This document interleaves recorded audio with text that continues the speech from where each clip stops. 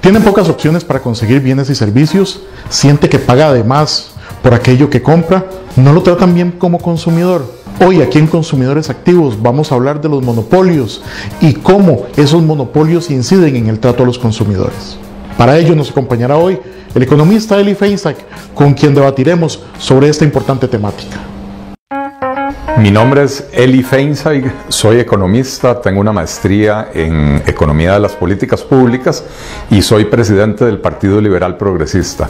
La defensa del consumidor es vital. Todos somos consumidores en cualquier país, algunos son productores, algunos son funcionarios públicos, pero todos, absolutamente todos somos consumidores. Las políticas públicas siempre deben estar orientadas a maximizar el beneficio para la mayor cantidad de gente posible y eso solo se logra cuando se pone al consumidor como eje central de esas decisiones.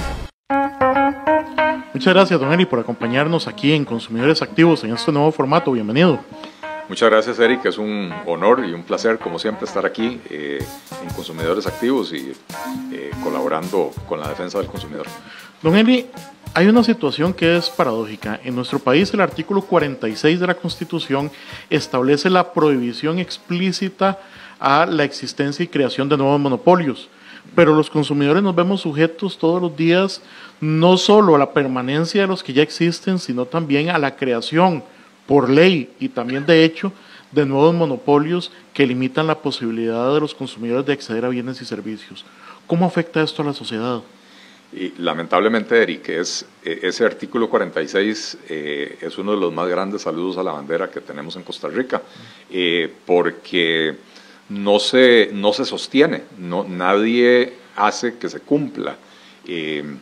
Y cuando se ha cuestionado la existencia de monopolios privados, la Sala Cuarta ha encontrado excusas para mantenerlos, ¿verdad? Entonces, realmente es muy triste. ¿Cómo afecta? Bueno, la propia OCDE, ahora que está de moda, porque ahora ya somos el más nuevo miembro de la Organización para la Cooperación y el Desarrollo Económico, en sus estudios sobre Costa Rica, previos al acceso, decían que aproximadamente 1/3 de todos los mercados en Costa Rica están protegidos de la competencia, o sea que no están sujetos a la competencia. Y ellos encontraron que la mayoría de esos mercados son mercados de bienes primarios o intermedios, ¿verdad? Son bienes que no necesariamente van al consumidor final, algunos sí, pero son bienes que se utilizan como insumos en otros procesos productivos. Entonces, por ejemplo, si el azúcar y la leche tienen esquemas monopólicos o cuasimonopólicos que encarecen el producto, eso termina encareciendo todo lo que produce la industria alimentaria, ya no el sector agrícola, la industria alimentaria, que los utiliza como insumos de producción. Entonces dice la OCDE que el impacto es mucho más grande que ese 33%, esa tercera parte de la economía costarricense que está exenta de las reglas de la competencia. Y la misma OCDE dice en su estudio que esto provoca pérdidas de eficiencia, utilización ineficiente de recursos productivos, mala asignación de los recursos productivos, porque al estar protegidos de la competencia se permiten precios más altos y esto hace que se desvíen recursos productivos hacia una actividad que no se produce eficientemente, cuando esos recursos se podrían utilizar en otras cosas, ¿verdad? Y por supuesto, encarecimiento del costo de la vida y encarecimiento de los costos de producción. Y si analizamos cuáles son los problemas que tiene Costa Rica, históricos que venimos arrastrando de muchos años, precisamente los altos costos de producción que le restan competitividad a la economía costarricense, y el alto costo de la vida, que es algo de lo que siempre nos quejamos los costarricenses en cualquier encuesta de opinión sobre la situación económica, ¿verdad?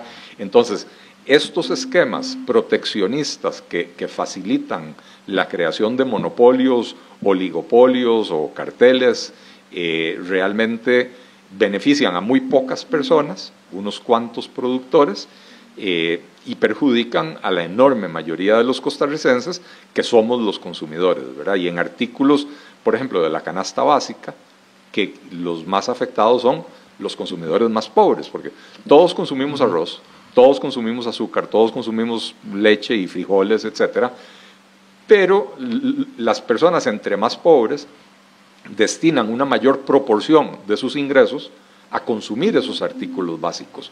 Y entonces son ellos los que pierden una mayor proporción de su ingreso pagando sobreprecios permitidos o facilitados por la existencia de esos monopolios. Pero yo oigo a doña Diala Figueres, ministra de Comercio Exterior, diciendo que prácticamente todo esto se supera con la aprobación de la ley de promoción de competencia, en donde le dan nuevas atribuciones a la Coprocon, en donde los consumidores nos vamos a ver, según ella, profundamente beneficiados del nuevo esquema de la Comisión para Promover la Competencia, y que ya ese tipo de cosas no deberían darse.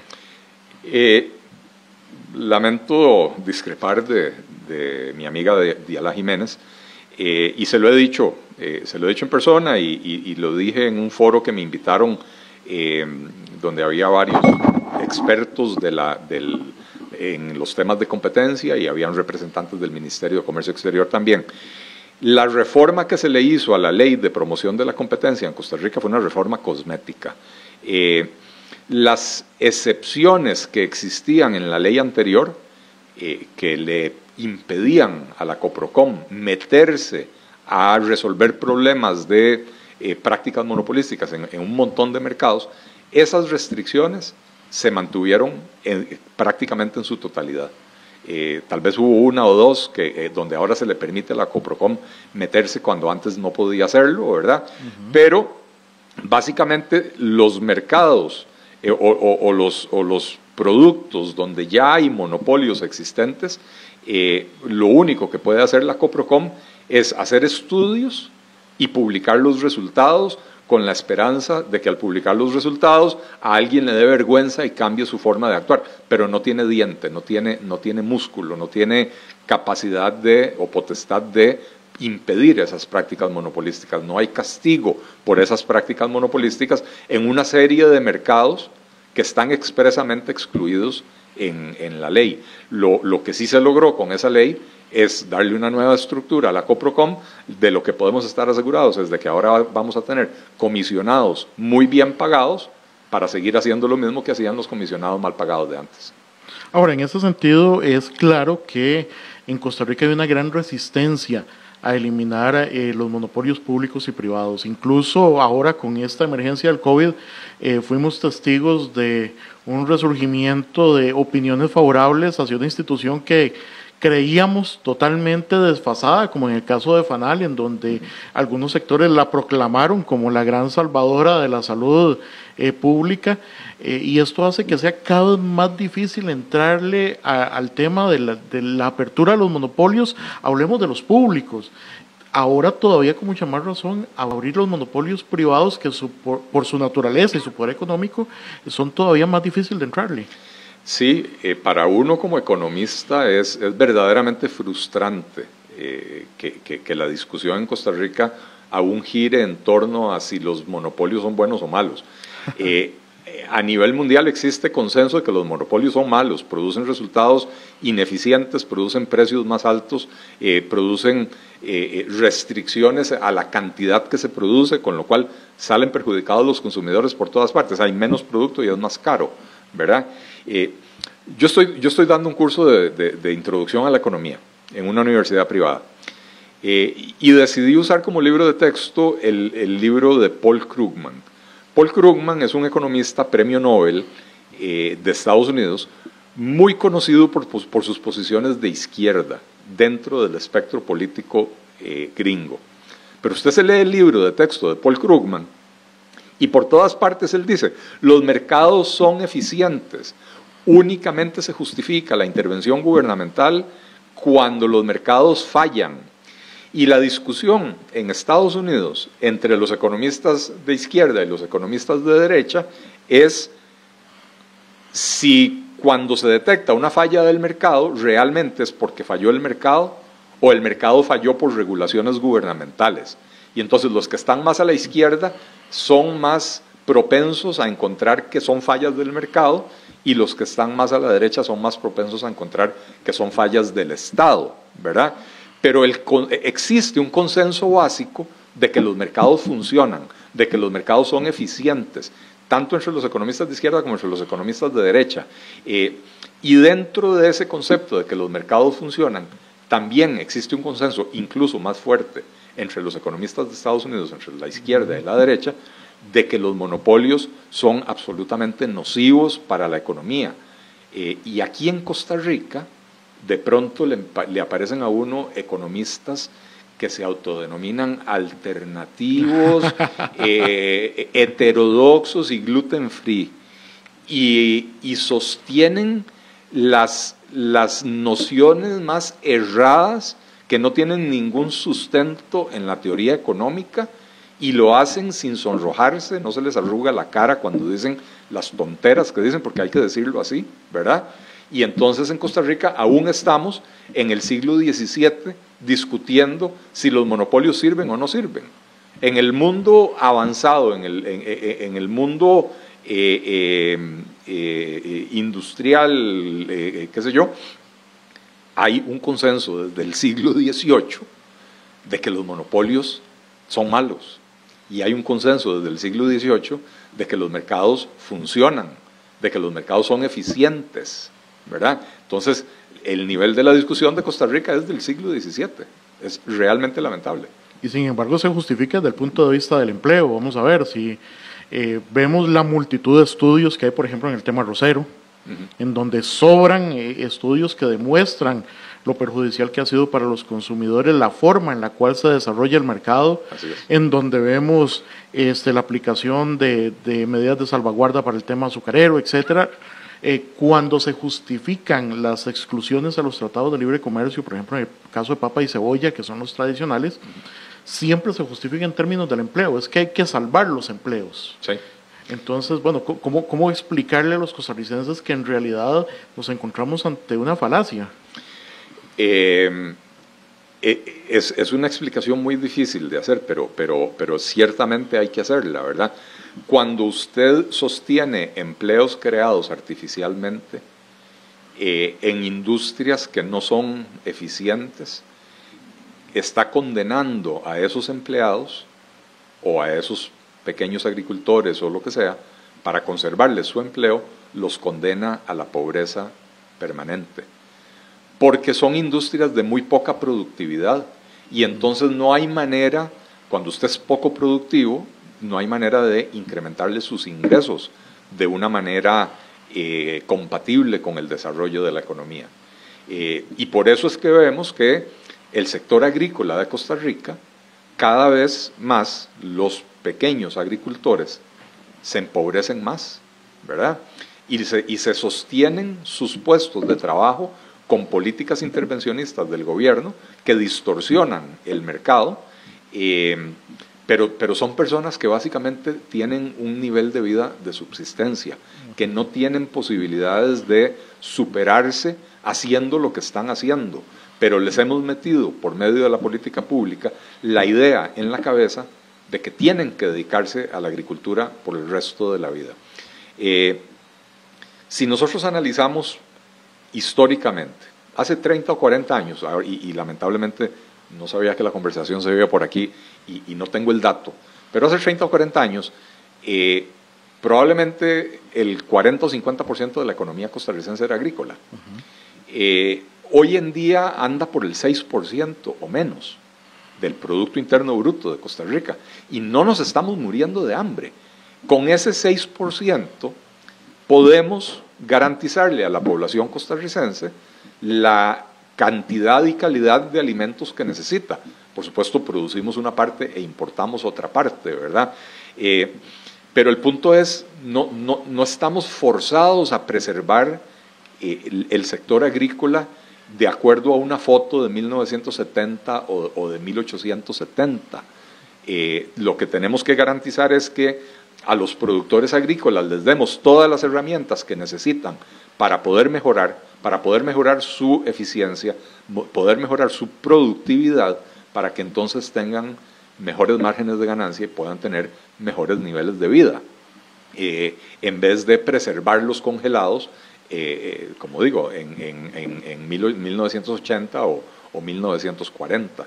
Ahí es donde está el error de la política agrícola de Costa Rica. Otra de las justificaciones que tienen quienes propugnan por mantener este tipo de monopolios es que no hay cama para tanta gente. Y recuerdo el caso de Riteve, donde nos dicen, bueno, es que sencillamente no hay espacio para más competidores, tiene que mantenerse una única empresa y como esa ya está, entonces mejor que siga indefinidamente brindando de forma monopólica el servicio. ¿Es cierto que no hay cama para tanta gente en Costa Rica por ser un país pequeño?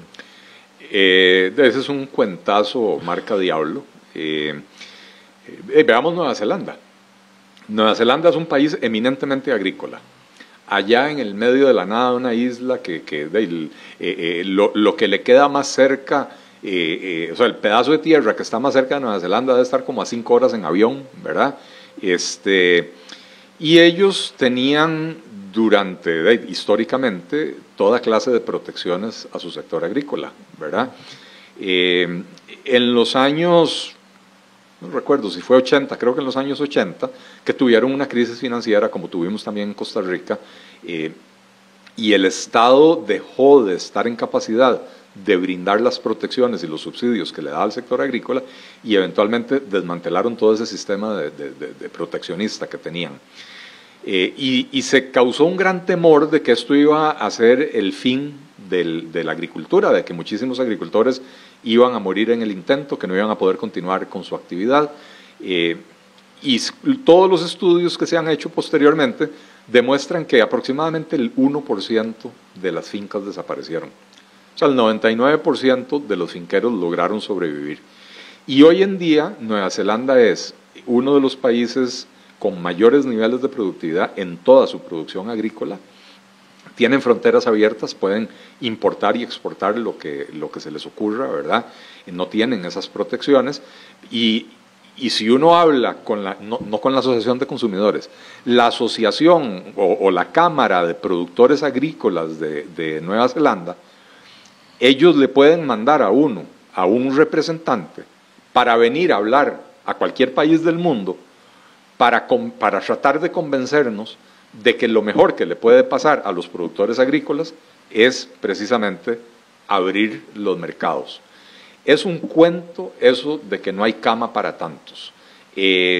Países incluso más pequeños que nosotros tienen mercados abiertos en productos o en servicios donde nosotros tenemos los mercados cerrados o restringidos y tienen más proveedores que nosotros y tienen precios más baratos. Aquí siempre nos han vendido el cuento, por ejemplo, Eric, de que este es un mercado muy pequeño y ya estamos hablando de un producto que va de salida, ¿verdad? Que es la gasolina, el petróleo.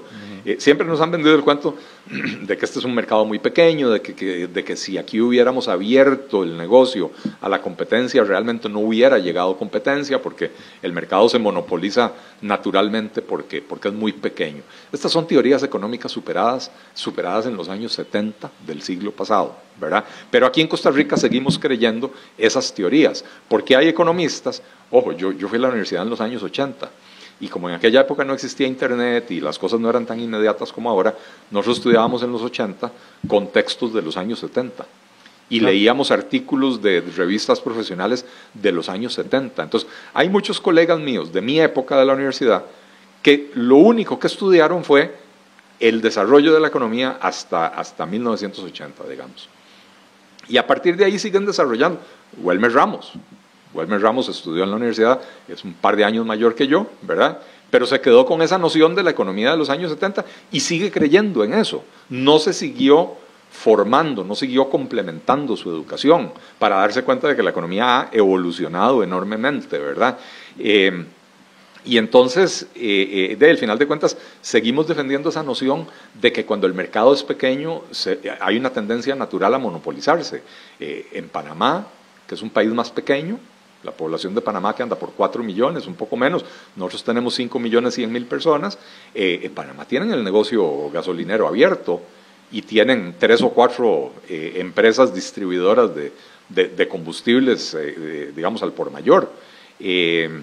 En la telefonía, Panamá abrió telefonía, no sé exactamente ahora cuántos operadores tienen, ¿verdad? Aquí seguimos insistiendo en la ficción de que el mercado está saturado con 3 operadores y no abrimos, no declaramos como debe de ser el mercado en competencia para que el que quiera pueda llegar a meterles competencia a los 3 gigantes que tenemos, que son Movistar, Claro y Colby, ¿verdad?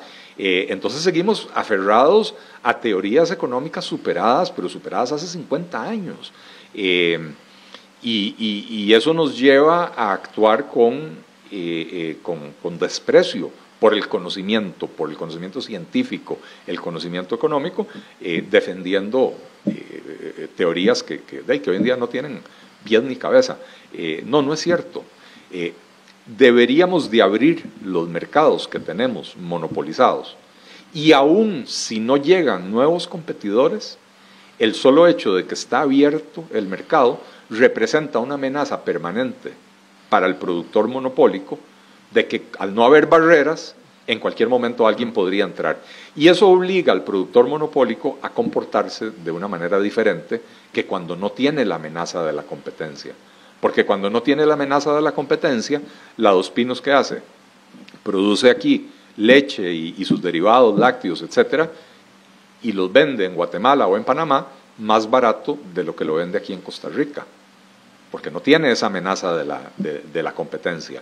No es un mercado 100% monopólico, no, hay unos pequeños competidores, pero la Dos Pinos debe controlar 65-70% de ese mercado, ¿verdad? Aquí en Costa Rica.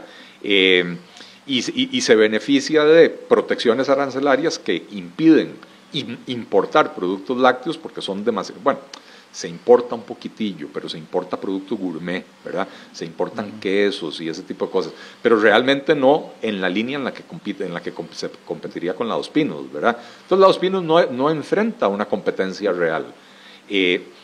Hace un par de años, ustedes están al tanto del asunto, se le impidió al ALA traer leche producida en Nicaragua a Costa Rica con medidas no arancelarias, ¿verdad? O sea, el ALA producía la leche en Nicaragua, pagaba el arancel, traía su leche a Costa Rica y competía con la Dos Pinos. Y se le impidió seguir trayendo la leche hecha en Nicaragua. ¿Qué hizo el ALA? Se vino a comprar una fábrica aquí en Costa Rica, a establecer una operación aquí en Costa Rica, ahora produce leche aquí en Costa Rica, pero no compite con Dos Pinos. Ahora se beneficia de los aranceles que tenemos. Entonces yo creo que el ALA ahora está ganando más plata, está produciendo en el mercado local con la eficiencia que ellos saben que tienen y se benefician de ese arancel de importación que impide que entre competencia más barata. Entonces se le pegan a la Dos Pinos en precio y no hay una competencia efectiva en el mercado. Entonces, hay que abrir los mercados, hay que eliminar todas las barreras de entrada y esa amenaza de que cualquiera puede entrar en el mercado en cualquier momento hace que los productores se comporten con mayor respeto y consideración a los consumidores. Cuando nosotros planteamos este tipo de temas, siempre nos salen a nivel gubernamental con el famoso tema del equilibrio. Es que hay que tener un equilibrio entre, de alguna manera, quienes se ven beneficiados de este tipo de esquemas y el consumidor. Pero al final de cuentas el equilibrio pues no funciona como tal. Siempre es el equilibrio, ¿verdad? La justificación. Bueno, el equilibrio al que se refieren los funcionarios públicos es un equilibrio político, donde ellos lo que equilibran es su necesidad de tener gente pudiente, contenta, protegida, porque esos son los que financian campañas políticas. Claro. ¿Verdad? Ese es el equilibrio que ellos están buscando. No es un equilibrio entre productores y consumidores. Y esta es la razón por la que tenía yo la computadora aquí, para poder hablar de esos equilibrios. El caso de Laica es espectacular, ¿verdad? Laica, la Liga Agrícola Industrial de la Caña, es una asociación creada por ley que se supone que reúne a todos los productores de azúcar y los productores de caña. Y hagamos la diferencia. El productor de caña es un agricultor, el productor de azúcar es un industrial que agarra la caña y la convierte en azúcar. Productores de azúcar, o sea, industriales, hay 12 o 13 en el país. La inversión necesaria para establecer un ingenio es de varias decenas de millones de dólares, no es cualquier jetas el que abre un ingenio. Por otra parte, productores independientes en el país hay alrededor de 8,000, si no me equivoco. Entonces, ¿qué dice la ley de Laica?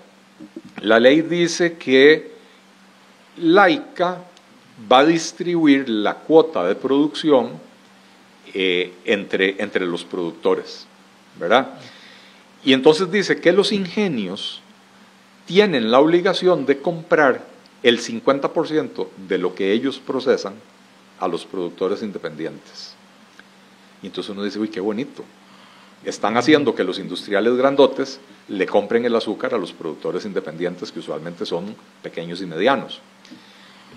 Lo que pasa es que después uno se pregunta, a ver, le tienen que comprar, si yo produzco 1,000 toneladas de azúcar, tengo que comprarle a los cañeros suficiente caña para producir 500 toneladas de azúcar.